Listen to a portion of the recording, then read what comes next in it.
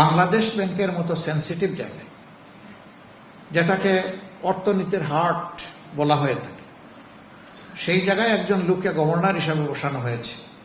বাংলাদেশের ইতিহাসে না, বিশ্বের ইতিহাসে এই ধরনের কোনো দুর্বল ব্যক্তিকে সেন্ট্রাল ব্যাংকের গভর্নর করা হয়েছে, তার কোনো ইতিহাস নেই, নজির নেই। নিজে একজন ঋণ খেলাফি, 3 মাস আগে 2% দিয়ে উনি ঋণ খেলাফির দায় থেকে মুক্তি পেয়েছেন। তিনি একটা গার্মেন্ট ইন্ডাস্ট্রির মালিক।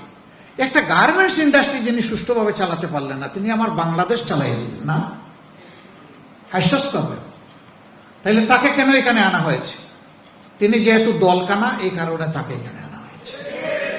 বিগত নির্বাচনের আগে আমরা জাতিকে কিছু ওয়াদা দিয়েছিলাম যে আল্লাহ তাআলা যদি জনগণের ভোটে আমাদেরকে নির্বাচিত করে দেশ পরিচালনার সুযোগ দেন, তাহলে এই কাজগুলো আমরা করবো ইনশাআল্লাহ।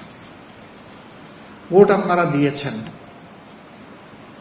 ভোট সুষ্ঠু হয়েছে, গণনা এবং রেজাল্ট দুইটা দুষ্ট হয়েছে। এবং অনেকেই এখন সত্য কথাটা আস্তে আস্তে বিভিন্ন কায়দায় এখন বলে ফেলছে।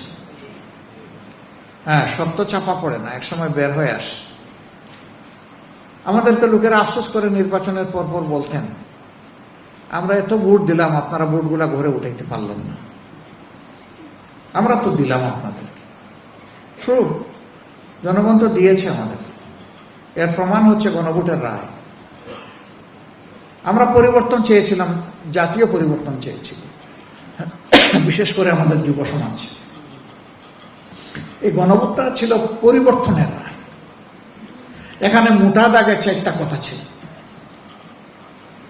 এই 4টা কথা যদি বাস্তবায়ন হতো, তাহলে বাংলাদেশে 3 মাসের একটা সরকারের আজকেই বিভিন্ন জায়গায় গিয়ে ভুয়া ভুয়া শুনতে হতো।